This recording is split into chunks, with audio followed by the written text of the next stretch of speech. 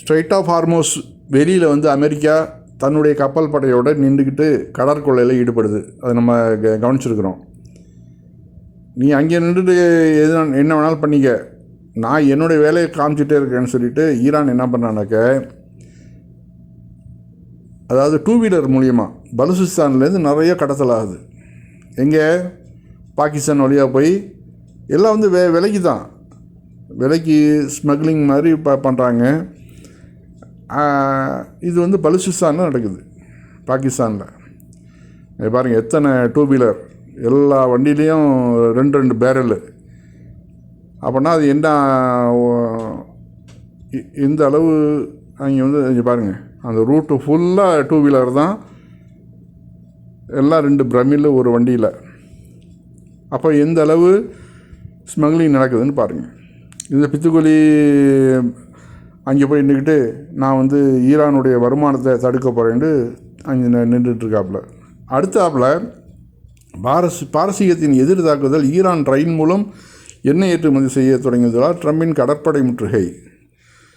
என்ன ஃபாய்தா இருக்குது? இப்போ வந்து ரயில்லையும் அனுப்ப ஆரம்பிச்சிட்டோம். இப்போது சைனாவுக்கெலாம் வந்து ரயில்லையே போகுது. இப்போ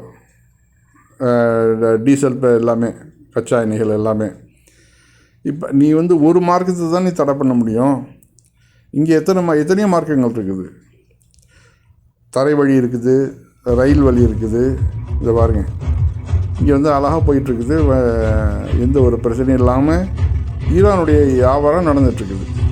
பாதிக்கப்படுறது யாருனாக்க, கடல் மூலியமாக வணிகம் செய்கிறாங்கல்ல, இப்போ ஐரோப்பிய ஒன்றியம் இல்லை நம்ம இந்தியாவுக்கு வர்றது, இது மாதிரியான பிரச்சனைகளில் தான் மாட்டிக்கிறோம் நம்ம. ஸ்ரீலங்கா, இந்த நாடுகளுக்கு தான் இப்போ பாதிப்பு ஏற்படுது. பாகிஸ்தானுக்கு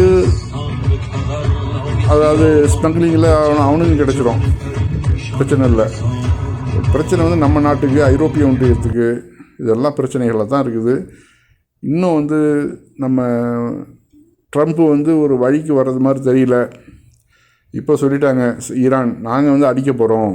நீ என்னதான் அடிக்கிறதுங்கள, நீ இந்த பிளாக்கு அதாவது தடுத்து வச்சுருக்கிறல்ல, இதெல்லாம் கப்பலை தூக்கிட்டு நீ உன் இடத்துக்கு ஓடலைன்னாக்க நாங்கள் வந்து இப்போ அடிக்க போகிறோம் அப்படின்னு சொல்லிட்டான் ஈரான். இன்னும் 2-3 நாளில் பயங்கரமான தாக்குதல் இருக்கும். அதுக்கு முன்னாடியே ட்ரம்ப் வந்து தன்னுடைய பரிவாரங்கள்லாம் தூக்கிட்டு அமெரிக்கா ஓடிடுறது நல்லது. ஸ்ட்ரைட் ஆஃப் ஹார்மோஸ் வெளியில் வந்து அமெரிக்கா தன்னுடைய கப்பல் படையோடு நின்றுக்கிட்டு கடற்கொள்ளையில் ஈடுபடுது. அதை நம்ம கவனிச்சிருக்கிறோம். நீ அங்கே நின்றுட்டு எது என்ன வேணாலும் பண்ணிக்க, நான் என்னுடைய வேலையை காமிச்சிட்டே இருக்கேன்னு சொல்லிட்டு ஈரான் என்ன பண்ணானாக்க, அதாவது 2 வீலர் மூலியமாக பலுசிஸ்தான்லேருந்து நிறைய கடத்தல் ஆகுது. எங்கே? பாகிஸ்தான் வழியாக போய் எல்லாம் வந்து விலைக்கு தான், விலைக்கு ஸ்மக்லிங் மாதிரி பண்ணுறாங்க. இது வந்து பலுசிஸ்தானில் நடக்குது, பாகிஸ்தானில். பாருங்கள் எத்தனை 2 வீலர், எல்லா வண்டியிலையும் 2 பேரலு. அப்படின்னா அது என்ன இந்த அளவு அங்கே வந்து இங்கே பாருங்கள், அந்த ரூட்டு ஃபுல்லாக 2 வீலர் தான், எல்லாம் 2 பிரமில் ஒரு வண்டியில். அப்போ எந்த அளவு ஸ்மக்லிங் நடக்குதுன்னு பாருங்கள். இந்த பித்துக்குழி அங்கே போய் நின்றுக்கிட்டு நான் வந்து ஈரானுடைய வருமானத்தை தடுக்க போகிறேன்ட்டு அங்கே நின்றுட்டுருக்காப்புல. அடுத்தாப்புல பாரசீகத்தின் எதிர் தாக்குதல், ஈரான் ரயில் மூலம் எண்ணெய் ஏற்றுமதி செய்ய தொடங்கியதால் ட்ரம்பின் கடற்படை முற்றுகை. என்ன ஃபாய்தா இருக்குது? இப்போ வந்து ரயில்லையும் அனுப்ப ஆரம்பிச்சிட்டோம். இப்போது சைனாவுக்கெலாம் வந்து ரயில்லையே போகுது. இப்போ டீசல் எல்லாமே, கச்சா எண்ணெய்கள் எல்லாமே. இப்போ நீ வந்து ஒரு மார்க்கத்தை தான் நீ தடை பண்ண முடியும். இங்கே எத்தனையோ மார்க்கங்கள் இருக்குது. தரை வழி இருக்குது, ரயில் வழி இருக்குது. இதை பாருங்கள், இங்கே வந்து அழகாக போயிட்டுருக்குது, எந்த ஒரு பிரச்சனையும் இல்லாமல் ஈரானுடைய வியாபாரம் நடந்துகிட்ருக்குது. பாதிக்கப்படுறது யாருனாக்க, கடல் மூலியமாக வணிகம் செய்கிறாங்கல்ல, இப்போ ஐரோப்பிய ஒன்றியம் இல்லை நம்ம இந்தியாவுக்கு வர்றது, இது மாதிரியான பிரச்சனைகளில் தான் மாட்டிக்கிறோம் நம்ம. ஸ்ரீலங்கா, இந்த நாடுகளுக்கு தான் இப்போ பாதிப்பு ஏற்படுது. பாகிஸ்தானுக்கு அதாவது ஸ்மக்லிங்கில் அவனுக்கும் கிடச்சிரும், பிரச்சனை இல்லை. பிரச்சனை வந்து நம்ம நாட்டுக்கு, ஐரோப்பிய ஒன்றியத்துக்கு, இதெல்லாம் பிரச்சனைகளில் தான் இருக்குது. இன்னும் வந்து நம்ம ட்ரம்ப்பு வந்து ஒரு வழிக்கு வர்றது மாதிரி தெரியல. இப்போ சொல்லிட்டாங்க ஈரான், நாங்கள் வந்து அடிக்க போகிறோம். நீ என்னதான் அடிக்கிறதுங்கள, நீ இந்த பிளாக்கு, அதாவது தடுத்து வச்சுருக்கிறல்ல, இதெல்லாம் கப்பலை தூக்கிட்டு நீ உன் இடத்துக்கு ஓடலைன்னாக்க நாங்கள் வந்து இப்போ அடிக்க போகிறோம் அப்படின்னு சொல்லிட்டான் ஈரான். இன்னும் 2-3 நாளில் பயங்கரமான தாக்குதல் இருக்கும். அதுக்கு முன்னாடியே ட்ரம்ப் வந்து தன்னுடைய பரிவாரங்கள்லாம் தூக்கிட்டு அமெரிக்கா ஓடிடுறது நல்லது. இத்தாலி அதிபர் ஜார்ஜியா மெலோனி ஒரு மீட்டிங்கில் வந்துட்டு நெத்தனியாகு வந்து கை கொடுக்கறதுக்காக கையை நீட்டுறார். அதுக்கு வந்து கை கொடுக்காம அவங்க வந்து அவரை வந்து அவாய்ட் பண்ணிவிட்டு நகர்ந்து போகிறாங்க. அவங்க அணிஞ்சிருக்கக்கூடிய அந்த ட்ரெஸ்ஸையும் பாருங்கள், இந்த சால்வையும் பலஸ்தீன் சால்வையும் அணிஞ்சிருக்கிறாங்க. அவருக்கு வந்து கை கொடுக்காம நகர்ந்து போகிறாங்க. இது வந்து உலக முழுக்க ரொம்ப ஃபேமஸாக ஓடிட்டு இருக்கக்கூடிய வீடியோ கிளிப் இது. இதை பார்த்துட்டு உடனே நம்ம ட்ரம்புக்கு கோவம் வந்துருச்சு. உடனே கூப்பிட்டு மெலோனிகிட்ட கூப்பிட்டு சொல்கிறாப்புல ஃபோனில், இது மாதிரி நீங்கள் வந்து இந்த மாதிரி கை கொடுக்காமல் போகிறது இருக்குதே, இது வந்து பெரிய மிஸ்டேக்கு.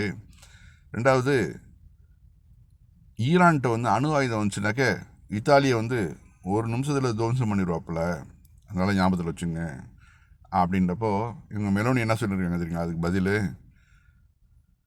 பத்திரிகையிலே சொல்கிறாங்க. அதாவது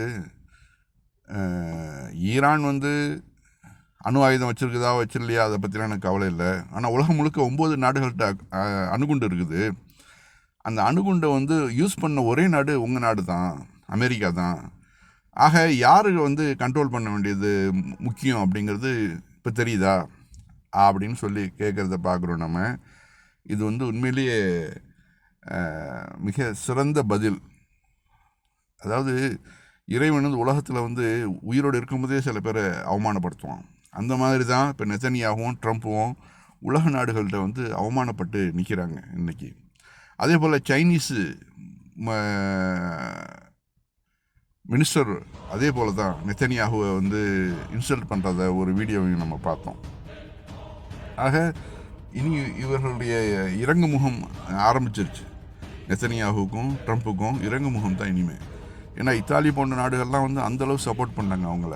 அதெல்லாம் இப்போ இல்லாமல் பாலஸ்தீன் எங்கே இருக்குது, இத்தாலி எங்கே இருக்குது, அந்த லிங்க் வந்து எப்படி வருது பாருங்கள். மதத்தால் கூட அவங்க ஒன்றும் இல்லை, மதத்தாலையும் வேறுபட்டவர்கள்.